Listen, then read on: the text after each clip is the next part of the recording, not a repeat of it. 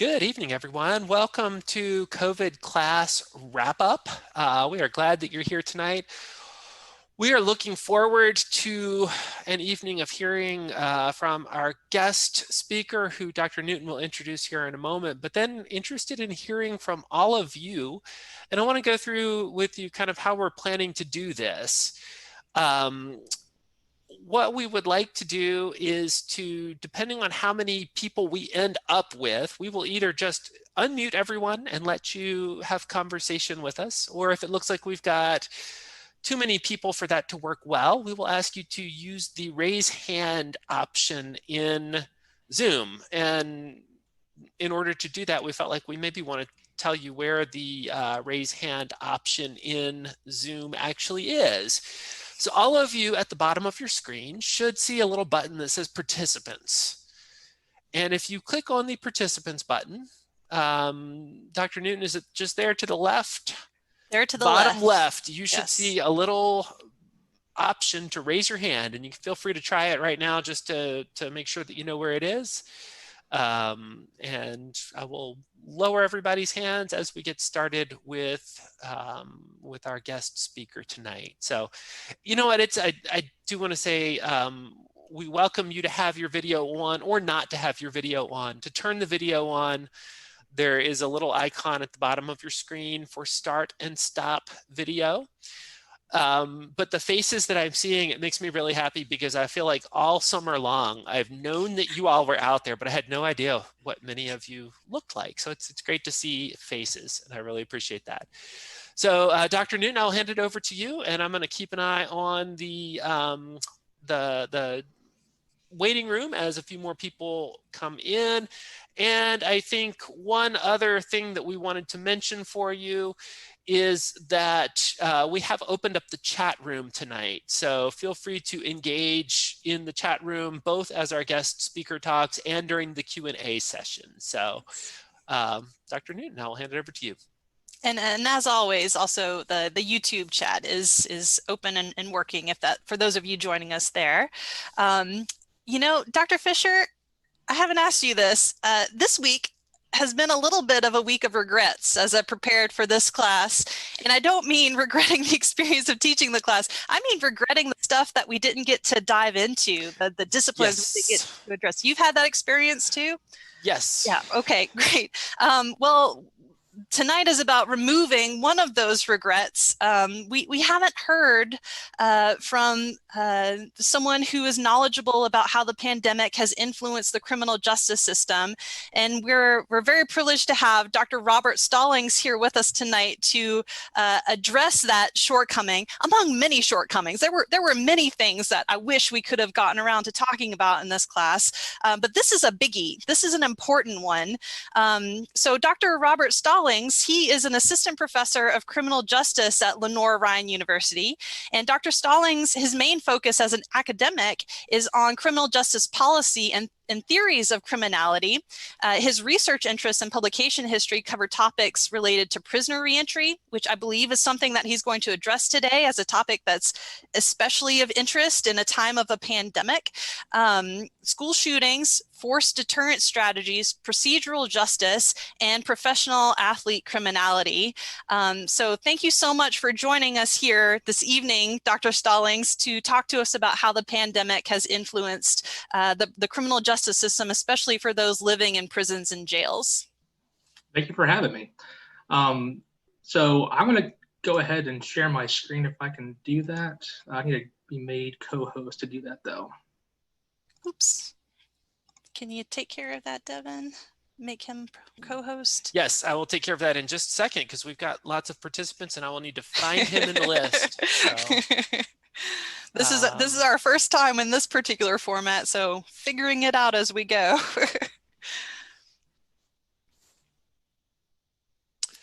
Okay, you are now co-host. There we go. Okay, hope everyone can see my screen now. So first off, really appreciate Dr. Newton and Dr. Fisher having me on here to talk about, in this case, prisons and jails and some concerns with COVID.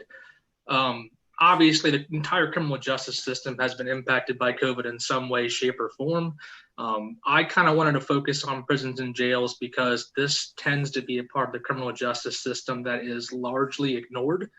Most folks that have an interest in criminal justice in the system are really sort of focused on the police, the investigation. Do they catch the offender? Does the court system punish them in some capacity? And sort of after that gavel hits, it's kind of like, okay, we've administered some sense of justice, we can kind of move on. And not many folks really care about what happens in that next phase of the correctional side of things. So I kind of want to talk about specifically the spread of COVID in prisons and jails. You know, what do we know about the extent of this infection within those facilities? And then also talk a bit about what are these facilities doing to try to address that spread of COVID and kind of tie it into some potential consequences. So first off, when we're talking about the spread, or how common is COVID in prisons and jails, we got to kind of understand how prisons work and how they function.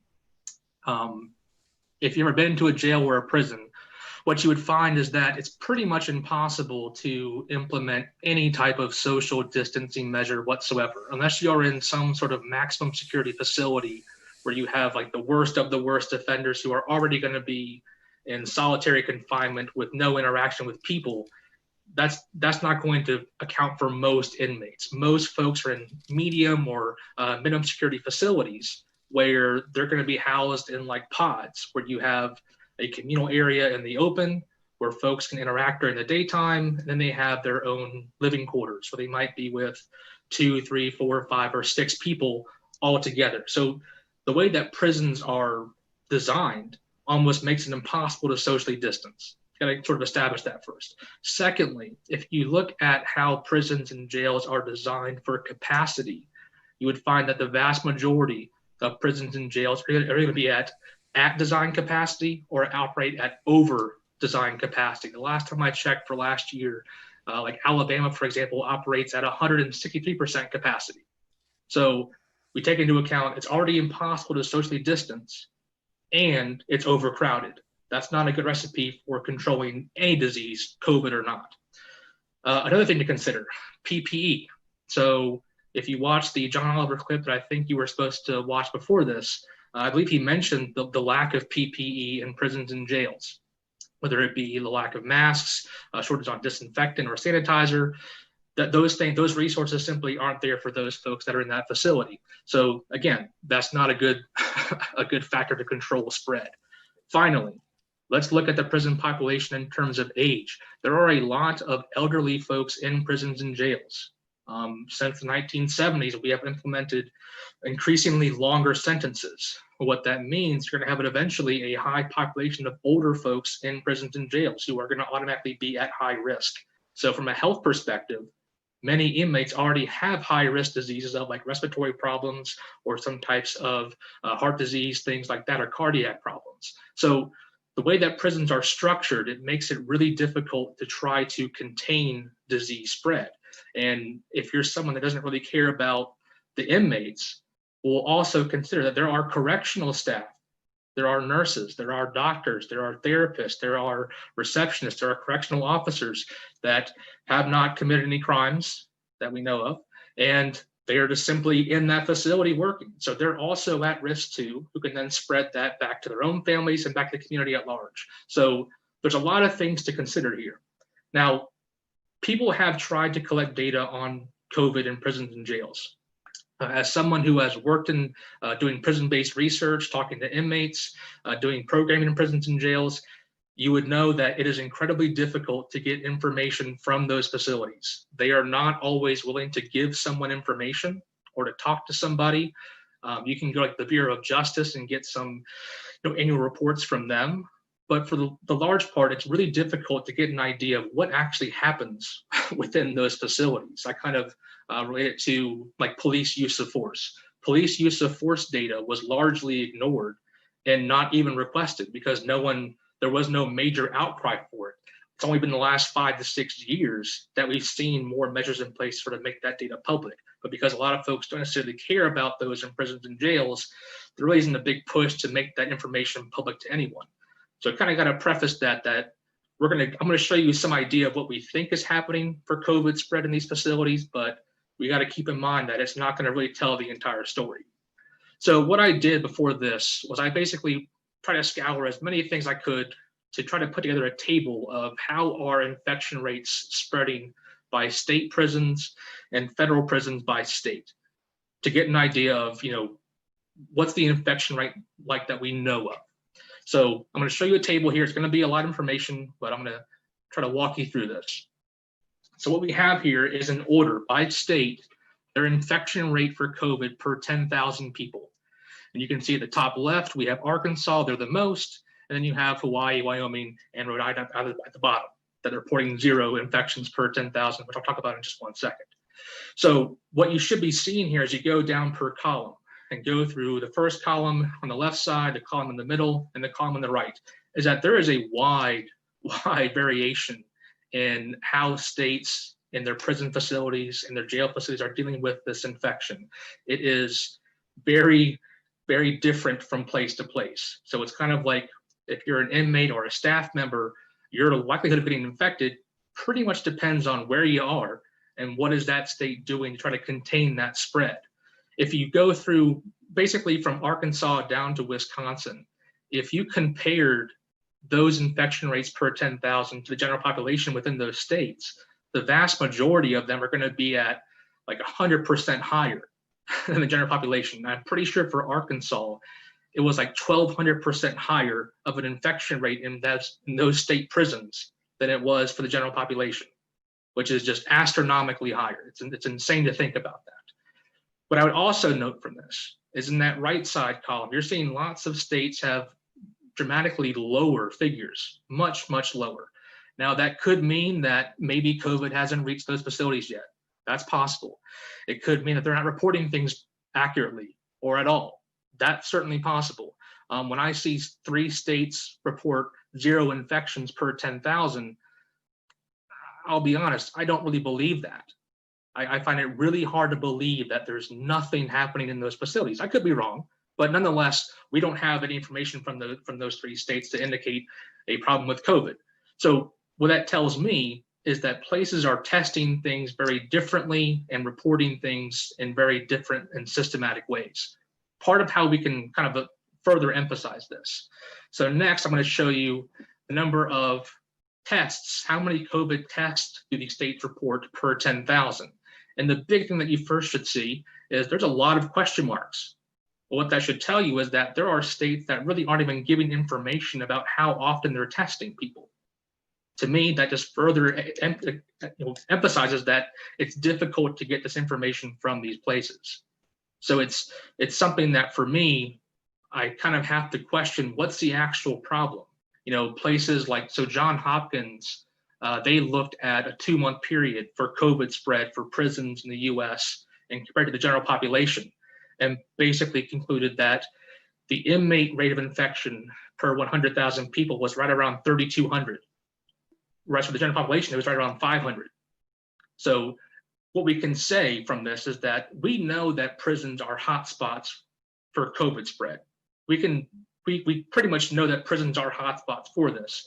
It's just we don't really know for sure which places are truly problematic and which places may not be telling the whole entire truth or just simply may not know. So we know we have something to deal with. It's just simply the data isn't always there for us, unfortunately. So if we're thinking about the reality that these places are prone potentially for COVID spread, part of the concern for me from a policy perspective is what are people doing to control that spread? And is it working? Is it in line with public, health opinion, so on and so forth? So what I want to kind of break it down by is what are recommended actions? That is, early on, what were public health officials recommending that prisons and jails do? And what were some other actions that were probably far more common within these facilities? So pretty much from day one, the moment that this was declared a pandemic and it was realized as a concern, most officials came out and said, our first response needs to be reducing prison and jail populations. If our assumption that is true is that we can't socially distance people in these facilities, then we simply have to resort to releasing people to allow ourselves to socially distance folks. How that would work is I would say, okay, Dr. Newton, you're a head of a local jail. What I want you to think about and consider is what percent of your folks in that facility may be first-time offenders or nonviolent offenders? And think about, maybe do a risk assessment to think about, do they pose a significant risk of harm to the community if you release them early? And said, maybe we're going to say, oh, we're going to spend the rest of that time on parole, for example. Would that be safe? And think about how many folks can you release from that perspective. And that's kind of was the advice, was to encourage these places to think about, can they release people? And focus on, we can still keep folks there that may be violent or pose a risk. We can keep them there and still socially distance them, but there are some folks that maybe can serve their sentence out in the community and be perfectly fine. That was a big recommendation. The second one was to simply reduce the flow of folks into jails. So there's a term called jail churn. And what that refers to is the yearly flow of people in and out of jails on a given year. On an average basis, there's about 12 million people that will cycle in and out of jails each year. 12 million. That's a lot of people, obviously. We want to kind of reduce that flow because the more folks are bringing into that facility, the more risk we're going to have for spreading of infection. So how do we reduce that flow? Well, some recommendations were things like trying to alter the bail system. So if someone gets arrested for some type of a crime and they're arraigned by a judge and the judge might typically say, okay, you're going to pay $1,000 now and you can get out and prepare your defense before your trial date. Well, we might now say, rather than having monetary bail, we'll simply say we're going to, monitor you electronically with the ankle bracelet, for example, and simply just go home. We're not going to even put you in the facility, just simply avoid that whole interaction of making you go into the jail in the first place. So we're reducing that flow of persons in the jail. They may say for police officers, for some crimes, just write citations. Stop arresting people and putting them into jail if it's not necessary. For the court system, consider alternatives to incarceration. Does this crime really warrant a jail or prison sentence? So kind of the recommendations from a public health perspective was to try to think about these things. Now, what happened early on was that many places, particularly jails, did reduce their jail population. So the highest I saw was one jail in one county. I can't recall off the top of my head. I'm sorry for that, but it was like a 68% reduction in their jail population. And guess what? There was no purge pandemic of violent crime and murders happening on a daily basis. It was perfectly fine. We have community-based supervision for a reason. State prisons, they release some folks, but it's more like 8%, 10% of their prison populations. So early on, some places did heed this advice and release folks. The problem is that basically since May, people have, I shouldn't say people, but these facilities have sort of simply stopped doing that. It's sort of leveled off, or in many cases have increased their populations all over again. So we abided by the advice initially and then kind of stopped. So what that means is that's kind of why you see these high rates of infection still, is because we did things that were maybe really appropriate early on, kind of stopped doing it, and then we're now seeing those infection rates remain fairly high. Beyond the recommended stuff, so we have public health officials saying this and this might be a good idea. The more common actions that you probably saw were things like solitary confinement and the restriction of visitation. So if you looked at the numbers for solitary confinement pre-COVID, I would say on average, the last report I saw in the end of July was that pre-COVID, we averaged about 60,000 people in solitary confinement in any given day. Post-COVID, as of the end of July, that was around 300,000 people in solitary confinement on any given day. That tells me, and if you take that into account with how hard it is to get data, that probably underrepresents the actual extent of solitary confinement to control COVID spread in facilities. Now, that could mean they put them in there because they were asymptomatic, or they were symptomatic, or they were exposed in some way. But nonetheless, it's been very clear that these places have been trying to control the spread through some type of solitary-based housing format. Another pretty common response was to restrict or eliminate visitation rights. So if the concern is you don't want folks coming into the facility and bringing infection in, we simply can't have mom, dad, grandpa, grandma, brother, sister, your children. We can't have them coming in here, which I think that on the surface makes some sense. The problem was that we would say, well, instead, they can simply call them or video conference if that's possible. Well, the issue, if you want to be really depressed, which sounds great, right? Do some research on how much it costs to make a telephone call in a prison or jail. In some places, we're probably talking about having to work 20, 30, 40 hours of prison-based labor to afford about a 10 or 20-minute phone call. So now we have some class issues. If you have means, then that response won't affect you nearly as much if you don't have means. So there are some concerns with these other actions. The solitary confinement, I mean, the evidence is abundantly clear about the negative health impacts of solitary confinement, even for short-term stays. So if we have a 14-day minimum for solitary confinement, well, that's going to lead to some significant mental health concerns post-release. And as someone that I do tend to focus on prisoner-based reentry, that's a big concern. If we're increasing the amount of folks that are in solitary confinement, we know about the negative health impacts. We combine that now with having little to no family contact. I'm concerned about what happens to them post-release. Also consider, we have jails, we have prisons, we also have juvenile detention facilities. They're doing similar things. Those are my concerns, is that what might that do for a prisoner reentry process? You know, what are we doing to folks? How does our actions now impact those people later on? And that's kind of my concern here. That's kind of what we're seeing happen in terms of these facilities right now. Now, beyond this, I think it should be clear as to why, I hope it's clear as to why these rates are so high. What I want to kind of end on real quick is the common, I've taught corrections several times. I've talked to numerous folks about it. And the question I always get is, why should we care about these people? I don't really care about these folks because they've broken the law. Who cares? They got what's coming to them, or, well, I guess they shouldn't have broke the law then. This is a byproduct of that. Well, we got to keep in mind, again, there is a massive workforce in corrections. The data on correction officers isn't nearly as available as inmates, but there's about 17,000 cases of correctional officers and staff getting COVID, along with, I think it was about 100 deaths as of right now, the last time I checked. So there are people that don't meet your criteria of who doesn't deserve to get our attention that are being affected by this. But also the assumption that people in these places are guilty isn't necessarily true, particularly with jails. Jails are basically meant as short-term stays for short sentences, or to keep people until their trial date. And what most people don't realize, this is the last thing I'm going to show you here, is the vast majority of people in jail right now have not been convicted of any crime whatsoever. They're simply waiting there until their release date.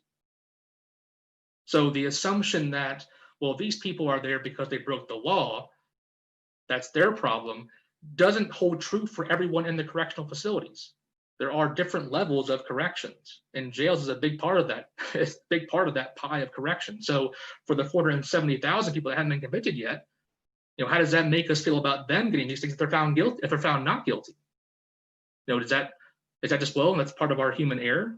I would hope that's not your perspective. But my point of this is that we should take these things more seriously because, believe it or not, the people in prisons and jails are actually human beings.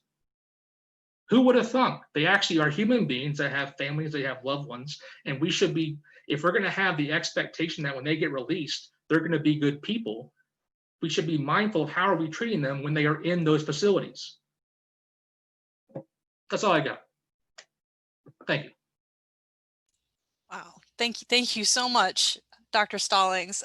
You know, I hope you don't mind me sharing a conversation that we were having right before this started. I thought you said something that was so profound to me, that if people get angry that people who are imprisoned in prisons or in jails, that they get things that people who aren't in prison don't get, like food, like 3 square meals a day. And then we think, oh, you know, that's a luxury. That's not saying that there's something wrong with the prisons and jails that people get fed. That says something that's wrong about society, that's viewed as something special that they should be grateful for. I try to make my students really get livened up and really heated in class when I ask them, are they okay with inmates getting a free college education? And they almost always say no. Should I break the law then and get a free education? And I say, well, it's not their fault that they're getting a free education. It's the fault of the society that education is so expensive. Who are you really mad at? Who should you be mad at? You shouldn't be mad at them. Right. They're just taking advantage of things that you would too if you're in that same situation. You know, I know that you have another obligation this hour and that we're going to have to say goodbye to you in just a couple minutes. Do you mind if I ask you a question? So throughout this class, one of the themes that we've been engaging with is that this pandemic is not experienced in the same way by all people, and particularly people of color are experiencing it in a more severe way. Is there a connection between that observation and the criminal justice system too? So part of the concern, like when I talked about like health, like prior health conditions for folks that are in those facilities, one concern that we're seeing right now is that the places that are actually releasing people early, if they have pre-existing health conditions and they somehow contract COVID before they are actually released, they are actually far more likely to have more negative outcomes than the folks that are actually still in there, because they at least get some type of medical care while they're in there. So you are seeing some class stuff. I kind of focus more on the experiences of being in the facility and what it means to, say, not get physical visits face to face. And the people that are being affected by that are the poor. I mean, let's not beat around the bush here. Prison life is run by canteen money, and if you're going to have a support structure that can provide you with canteen money to afford things like a 10-minute phone call or a video chat with your loved ones, then your experience and the way that you deal with policies to try to prevent or contain COVID aren't going to affect you nearly as much. Right. Yeah, that's a great point. And then people of color also, going back to the class and privilege thing, tend to be overrepresented. Is my memory correct? Overrepresented in criminal justice systems? In terms of like the number of inmates compared to the population? Yeah, right. Absolutely. It's been that way for quite some time. Okay. Gotcha. Well, thank you so much for joining us here tonight. I appreciate you, but Dr. Fisher and I both really appreciate you taking some time out here today. We're about to move into talking about the class with everyone else and opening it up, but we just really want to thank you for sharing that with us. You're welcome. And before I leave, if anyone wants to shoot me an email with a question or to say I hate what you stated, what you stated today or what you said, please feel free to shoot me an email. It's robert.stallings@lr.edu. I would love to have a dialogue with you, but my wife is waiting for dinner from me right now, so I got to rush home. She shouldn't get mad at me. But thanks again for having me. Enjoy, Dr. Stallings. Yeah. Right, so, Dr. Fisher. Yay. Yeah. So at this time, we're interested in having some conversation with you, and we are fortunate that we have 43 people here with us tonight. That does also make it really, really hard to just unmute everyone, because you won't be able to see who's talking, and it really does make it difficult to have a conversation. So we're going to ask that you use the raise hands feature, but again, you can get to that by clicking on participants, and then there's in the lower left corner, and I'm going to try to do my best to keep an eye on that. Even that is a little hard to see everyone at once. So it is. And we, at this point, I think open up not just to what Dr. Stallings had to say, but anything about the class. We just want to hear from y'all, and we will use as much time as we need up until 8. If it feels like conversation has kind of stopped, we're not going to do what we would do in one of our own classes and make you write. We could get out a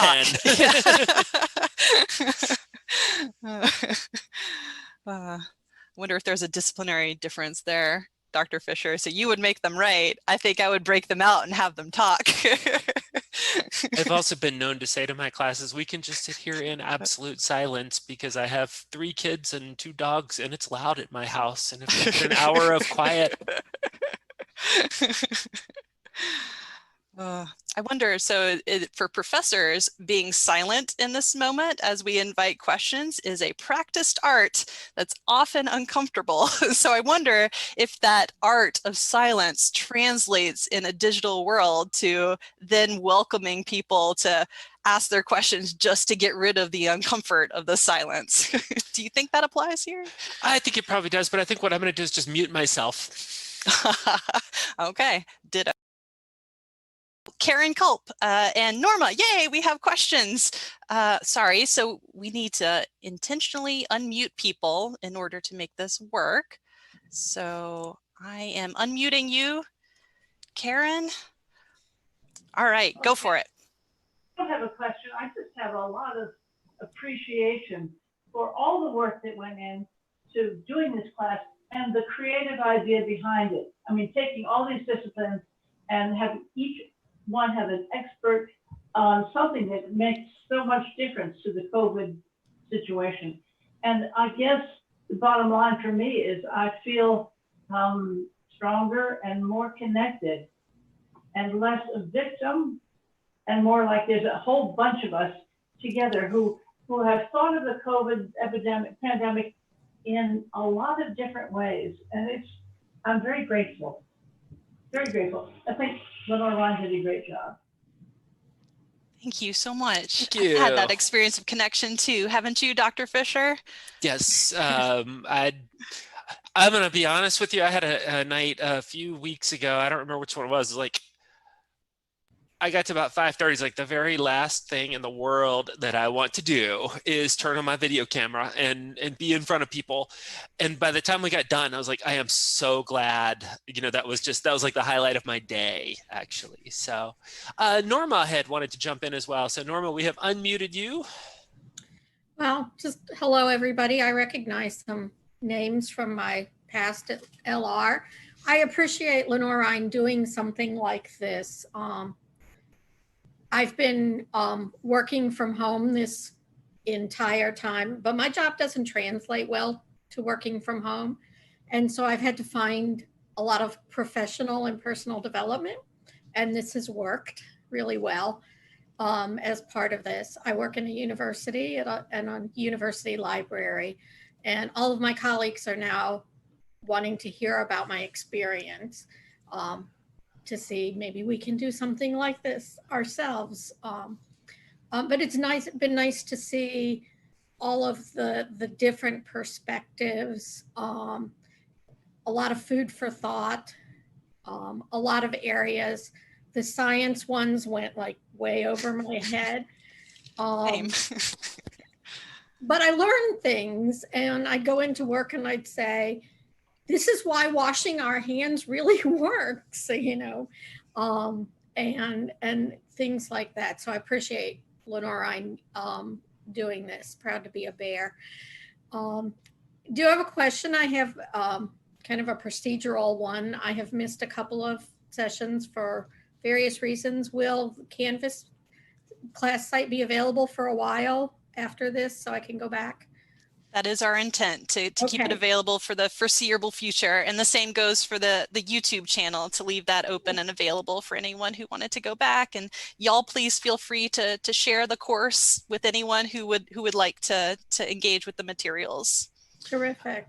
I've told a couple of people that we want to leave it up indefinitely, but there may be a day, it will be sad for me, that the university moves away from Canvas, at which point it would be gone. I guess it is 2020, so there's a foreseeable future in which Vimeo buys out YouTube, and then we would lose the videos. But I think for the foreseeable future, it will be publicly available. I believe I see another question from Timothy Smith there. Jump right in. Yes, again, just thank you. I work in an adjudicatory office, and we have a couple hundred congregations in the North Carolina Synod. But Dr. Newton, you actually just answered my question. There were a few of the sessions that I thought just very specifically, even about individuals, and sometimes about congregations and the people in congregations who would, I think, greatly benefit from seeing this. And so you said it's available to the general public. Absolutely, yes. Please share it. that's amazing. And I think it'll be really helpful to some people beyond this class. And so I'm gonna be a funnel for some of this. That's it. Thank you. I'm not going to let you off the hook that easily, though, because given the thematic content of some of our work this summer, I'm really interested in hearing your perspective from where you sit. Would you be willing to share with us for just a little bit about what you're seeing from that perspective with all of those different congregations? What's happening out there? An immense amount of anxiety as congregational systems themselves. As clergy, the one that was really timely last week was the talking about anxiety and all the focus on people who have children and how precious that is, but also how impossible really it is. And my first move, I think, would be to gather a group of our clergy together and then perhaps encourage them to do the same with their congregations and talk about, well, not just parenting, but all the stresses on various folks, single people, elderly people. That seems to be the theme of the day. Also, I really do think the science is helpful because the church has all the same people in it that the culture has in it. And so there's a lot of polarization. There's a lot of politicization. And I think it's so very, very important to be able to hear people talk about the science of it. Yeah, the emotions, yes, the literary and so forth, but I think that we can use the scientific part to say, hey, here's what this is. And we're not showing you this as Democrats or Republicans or as Lutherans or anything in between. We're just showing this is science. At least in our church body, we're paying attention to that and using that as a basis. We like to think science and religion are different angles at the same deep truths. So it's refreshing to see strong leadership that appreciates that that distinction and that relationship simultaneously. So thank you. Thank you for that opportunity. I wonder if we could jump to Bob Lake, who I'm embarrassed to say I still owe a phone call to. Bob, I need to get in touch with you. I want to hear more of your story, and the summer work just got away from me this summer. So you are muted right now, but if you either tap the space bar to unmute or unmute with the button in the lower left corner. Okay, I'm unmuted now, I guess. No, what I was looking for was to ask Bishop Smith that very question of what's it like to be a leader of a large organization in the midst of all this, trying to lead your people and trying to do the best for them in the circumstances. If he could talk a little bit more about the burden of being a leader in this, that would be great. So back to you, Bishop Smith. If you don't mind, we're kind of springing this on you a little bit, turning you to our special guest for the evening. That would be great if you don't mind. Oh, and did we mute him again? Oh, shoot. Let's see. Oh, no, we did. All right, I think I'm unmuted. Now that's fine. I don't want to take over things, but it would be the same question if you asked Dr. Witt or Governor Cooper or a pastor in a congregation or even family members sometimes. But yeah, in a complex system, one of the big frustrations is where people are getting their information.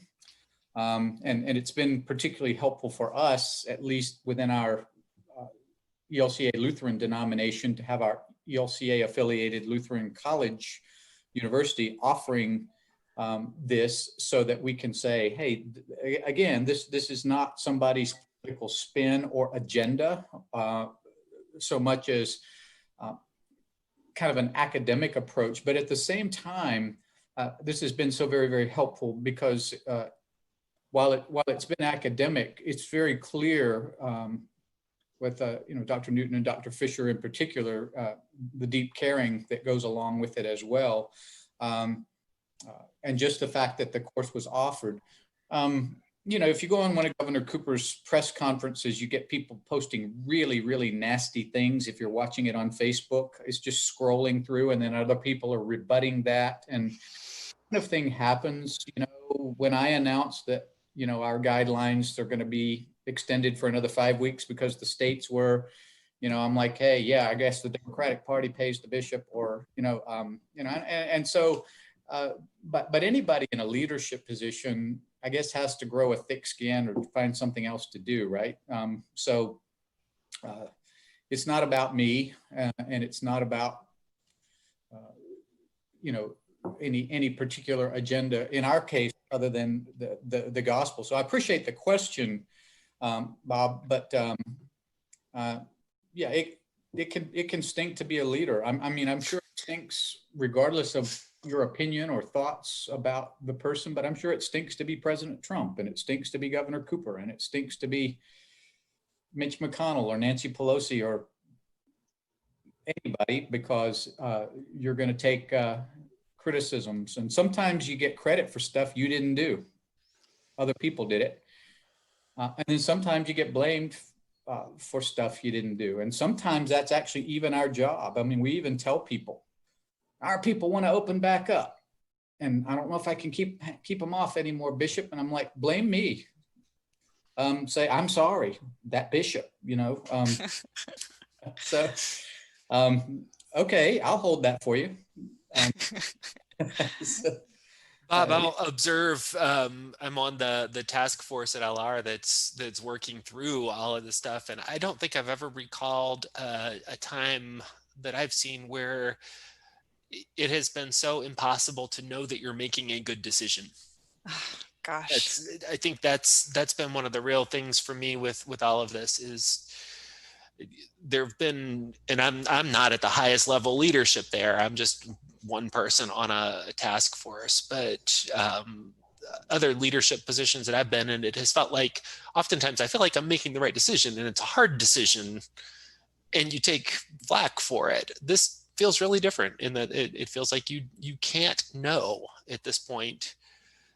You can know that one decision is not a good one, but whether the decision that you make is a good one, when it comes to something like opening up churches or opening up, you do your best with what you have, and then you learn from it. Dr. Fisher, speaking of that task force, Cynthia Bowen asked in the group chat about LR's plans for bringing students back to campus and how the two of us feel about that. And I know that's a little bit of a loaded question, but can we do a bear deep dive here? You're on that task force. Could you summarize the plans for the fall for everyone? Yeah, so I can't summarize all the plans because there are, with a big system like a university, there are numerous groups working in different areas. And although I'm on that task force, the people who are in our student life will be able to tell you much more about the plans for housing. But at least at the moment, the plan is to have students back on campus.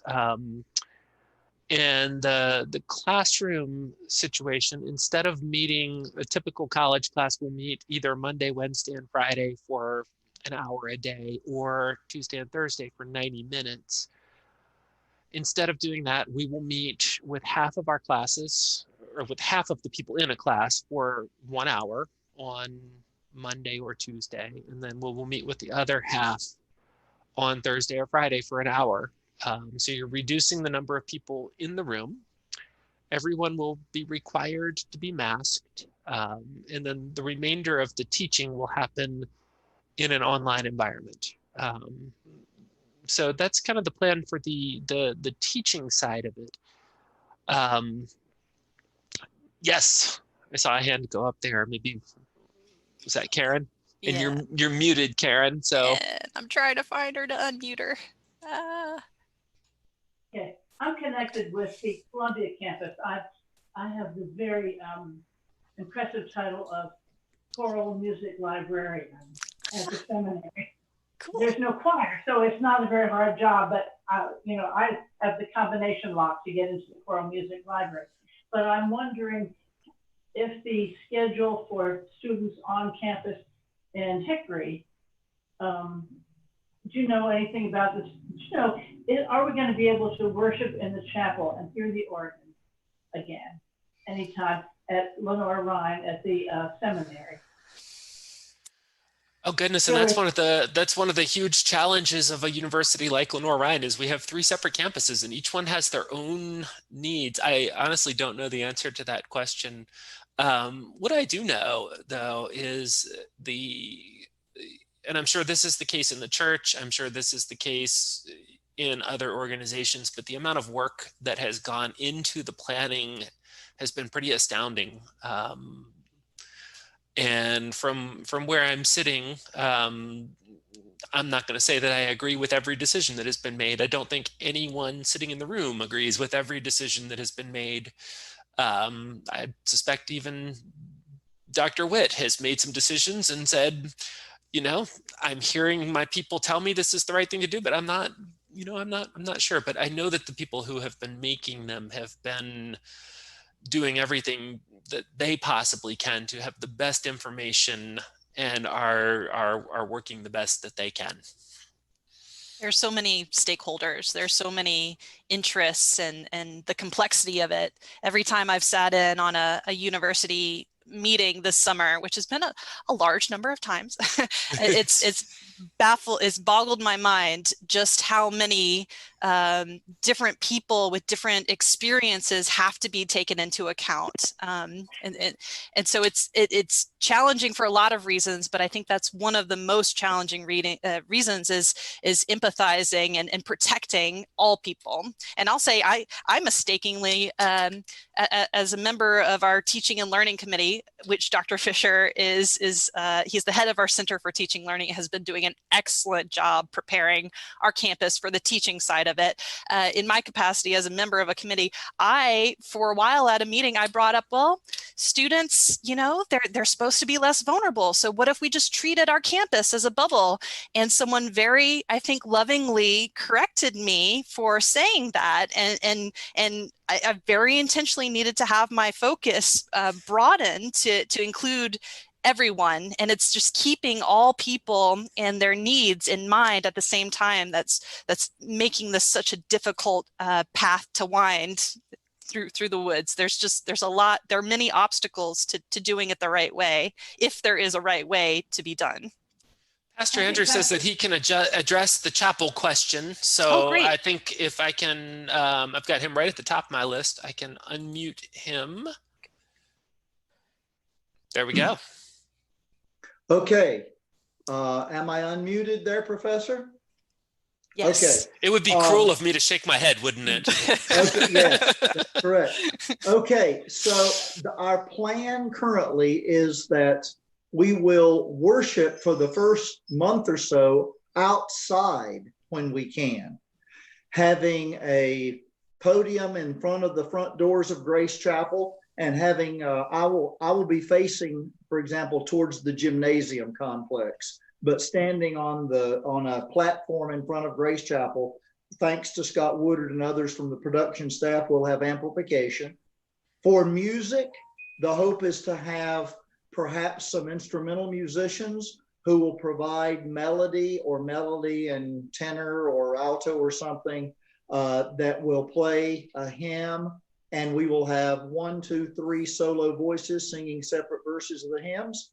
People will be gathered round. Perhaps we will be able to provide for them a worship bulletin that's got the text, that they can contemplate the text as it's being sung. And we then will proceed with prayer, scripture reading, collective prayers, and then no other hymnody or anything like that as we are worshiping outside, as long as weather permits. Within Grace Chapel, in the nave, we can seat typically 229. We average around 100, 110, 120 people for a chapel service on Wednesday mornings. Social distancing, we can have 28 within the nave. We hope to do that and then have video cameras that will live stream the service within the chapel to the screens, monitors that are scattered throughout the campus, library, lobby of P.E. Monroe, lobby of Cromer Center. So that is our plan for continuing and approaching chapel worship. Karen and anyone else who's interested. It's far from what we enjoy usually, but we are able to continue the worship life. I will continue to have a daily Eucharist Monday through Friday during the noon hour. Usually I do not have a big crowd for that. If that begins, which I kind of doubt, it's usually just a handful. So we will figure out ways of doing that. It's easy to adjust with a small group for daily Eucharist for a small group, but that's different than what we have in most of our congregations. There you're trying to adjust for, quite big numbers. And so for just a few, we'll figure out how to do that. Thank you for the opportunity to address it. Thank you for being here and for talking about it. It's a privilege to be part of this. This is one of the greatest things we've done in a long time from Lenore Ryan. It's a great gift to the country. So thank you for doing it. Oh, thanks. It looks like, Karen, you wanted to respond there. So I appreciate Pastor Wiseman's overview. That doesn't help me with the Columbia campus. Do you think that there is a plan for outdoor worship there? I'm not sure. I have talked with Pastor Fitzsimmons, campus pastor there. I know that he has hopes for continuing chapel services there in Columbia. And he has gone through the chapel and looked at how the spacing can happen. So I kind of doubt that they'll want to worship outside. Columbia. I mean, I've heard the expression, the only thing that separates Columbia in the summertime from hell is a screen door because of the humidity. So I'm not sure how much they will want to plan worship for outdoors, but I know that Pastor Fitzsimmons has been working on opportunity for worship within the chapel and how to space people apart that it will be safe. I know that he's been working on that this summer. We've talked about it, and he's figured out some way to try to proceed. So you perhaps will hear from him as we approach school opening time. There may be students there worshiping in chapel now. I'm not sure because of their Greek program. There may be something happening already. Thank you, Dr. Newton, Dr. Fisher. you're welcome. It's been actually one of the interesting things. You start paying attention to things in new ways in all of this. So to let off steam, I run, and I used to run in the YMCA where it was nice and cool, and I had a personal little TV in front of me so that I could binge watch things like Breaking Bad that I would never actually sit down and watch in the evenings. And now that I'm running around outside Hickory, I realize there's much more slope than you remember. And I was thinking about that this morning when we started talking about the outside thing. We were floating the idea, I think we're still going to do it, but the idea of doing some classes outside where you have more space. And when you start really paying attention, I love North Carolina and I love the weather here, but there's really not a whole lot of time when it's actually comfortable to be outside for classes, especially in the fall. We will be far too warm for probably well into September, maybe even into October. And then all of a sudden it's going to be upper 50s, low 60s, which is a little bit too cool for classes to be outside. So that's going to be interesting. Dr. Newton, we're at about, maybe time for one more question if anyone has one.